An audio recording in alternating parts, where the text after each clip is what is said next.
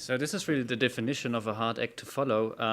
You're probably all stuffed with the input of Vanessa, so I hope you enjoy my talk as well and get all the information I wanted to give you. I'm just curious, how many researchers are left in the room? Like maybe we have some champions here already. No one? Yeah, just okay, that's good. So yeah, you're the champions already, so that doesn't count really, but how many librarians are here? Okay, that's, yeah, 50% maybe. I've seen some policymakers, so that's probably the crowd. I was kind of nervous before this talk because I didn't know who I'm going to talk to today. But let's see how it goes. So, yeah, I'm from the University of Zurich, and we are part of the OpenAIRE project. It has nothing to do with concerts. It's about an open access infrastructure for research in Europe. I was kind of nervous too before this talk because I kind of had a hard time to limit myself to open access. Because since the Berlin Declaration is kind of clear, open access is more than just two publications. It has to include data and other research outputs. So the research in OpenAIRE does mean a lot more than just open access. In OpenAIRE itself, we are just one of around 50 partners. We are a national open access desk for Switzerland. So what we do, we support EU-funded projects in Switzerland with their open access mandate in Horizon 2020 and the open data pilot in Horizon 2020. OpenAIRE exists a long time.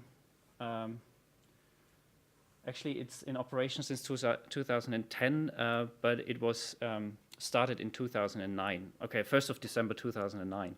So it's a really old project, but we kind of got hardwired into the workflow of the European Commission and the reporting of all the European-funded projects. So this is a big success. And we are happy as a network of a lot of experts to contribute to the, yeah, let's say, implementation of open access and open science. I'm kind of glad for your definition of open science because now I don't have to explain that too much.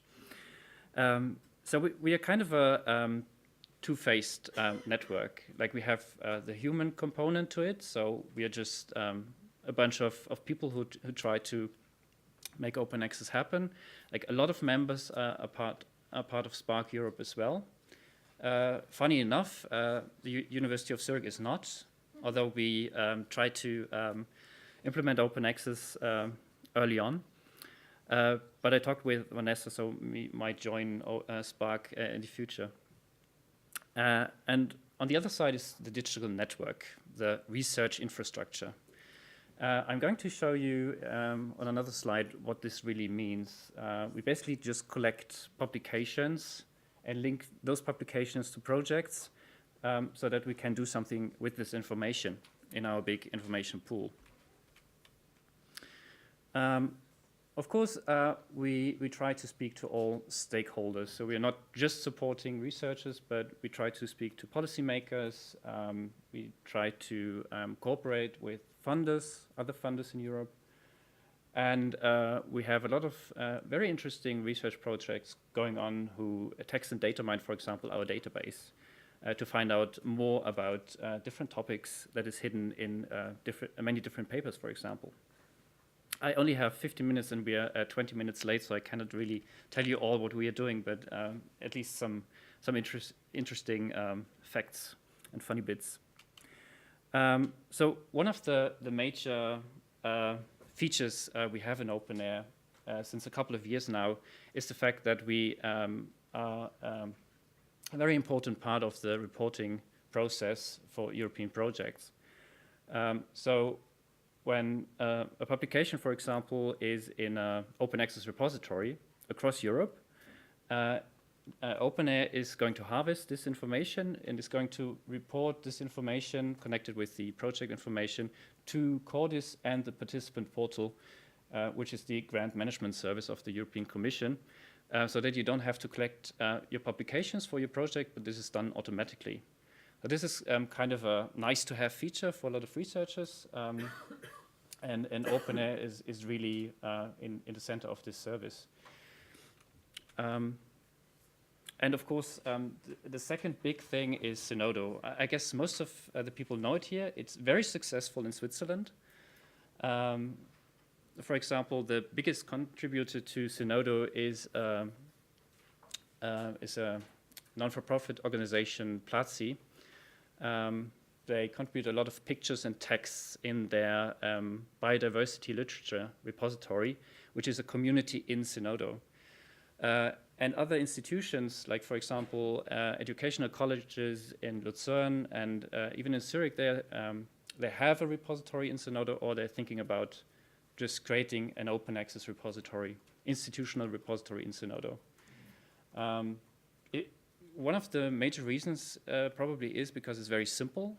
It seems to be very safe. I think in the case of Switzerland, the advantage is that it feels like CERN is in Switzerland, and it's reliable. I think that's why it is so successful here, at least. I don't know, is anybody here who has never heard of Zenodo yet? I think it's very well known. Okay, so I don't have to explain you all the features here. So, apart from all those different endeavors in the realm of open access, I just want to point out maybe one thing we are trying to do in the next phase of OpenAIRE, which is OpenAIRE Advanced. So we are going to stay until the end of Horizon 2020 and help researchers and cooperate with funders. And this morning, for example, we had a meeting with colleagues, mainly repository managers and librarians, who are thinking about monitoring open access and how this could be done in the future. And OpenAIRE is an entity who really tries to set up standards so that we have a harmonization and a common standard all across European countries. So I'm quite happy to be in this group. And we are going to, of course, cooperate with the Swiss National Science Foundation in this.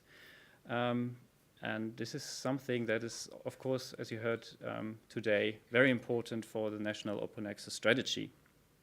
To know how much open access we put out, how much is produced, and how we can improve it.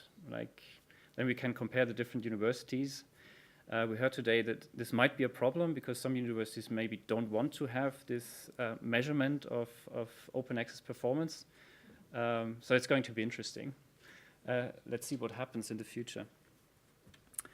And of course, with all those different services, we are part of the Open Science Cloud in the future. I cannot really tell you how this is going to look like. I have no clue who actually knows at the moment, but we are at least going to be part of it. Apart from the technical infrastructure and the harmonization of standards, and I have to say that as a node, as National Open Access Desk, what we want to focus in the next 3 years is training in open science.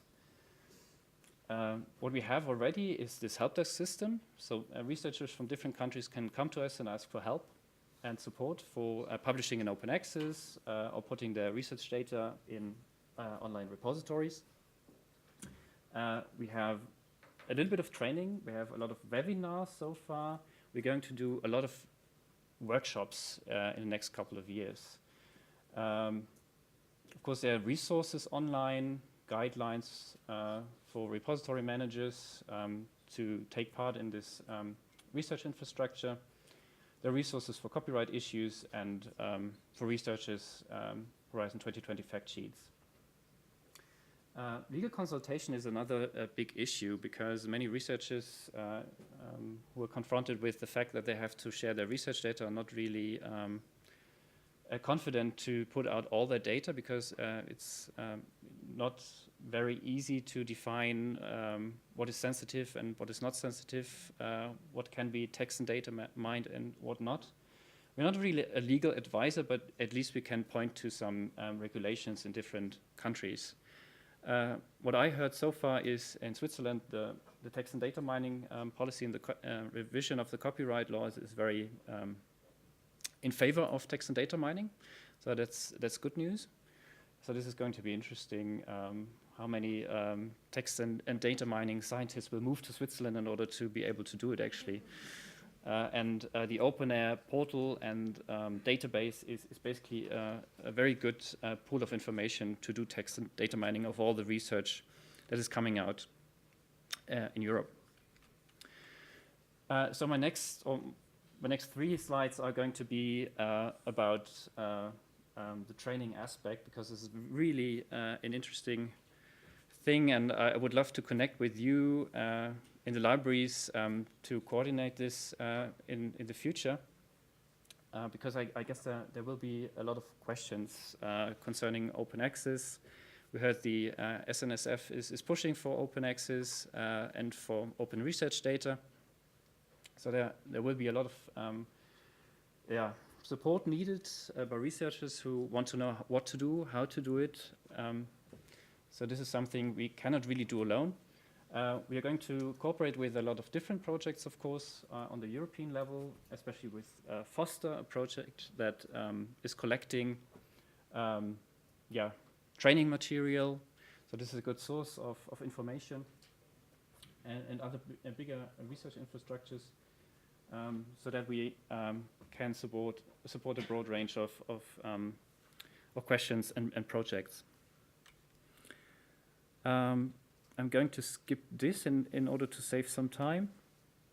So as you can see here on this slide, like we are really a big project, and so this is going to result in a big effort in training, in open access and in open science.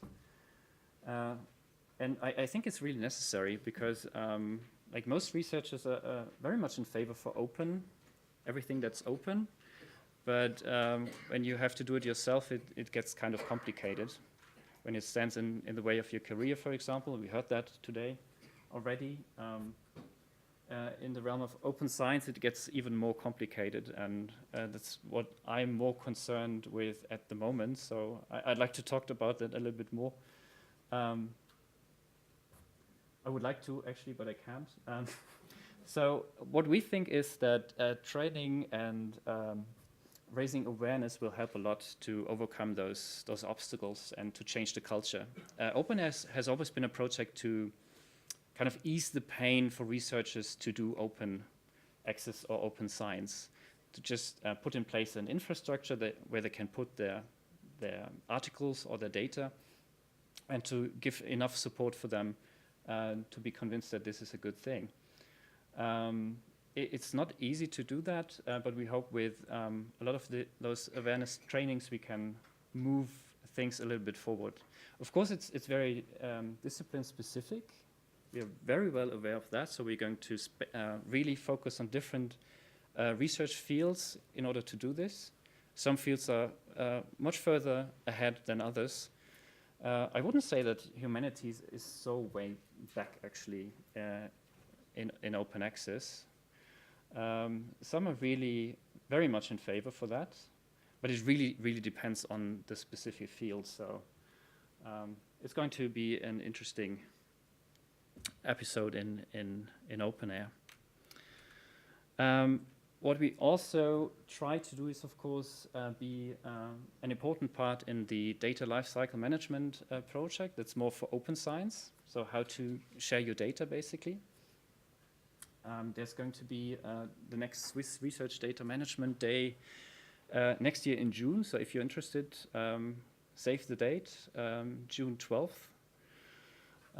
I know this, somehow it feels a little bit strange when we are talking about open science, that it is so important in open research data, while open access is not fully implemented yet.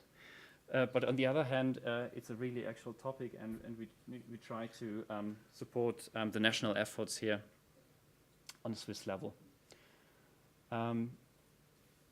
So that's all from me, so I saved some time. So I guess there might be a lot of questions. I would have loved to have more time to present all of OpenAIRE, because it's a very ambitious project actually. But I couldn't probably tell this in an hour or so. So if you have questions, just call me, send me an email, check out the OpenAIRE website, get in touch. I would love to, like from my Belgian colleagues here, we have very nice colleagues there. I guess you know them, Emily and Inge, so. So thank you so much.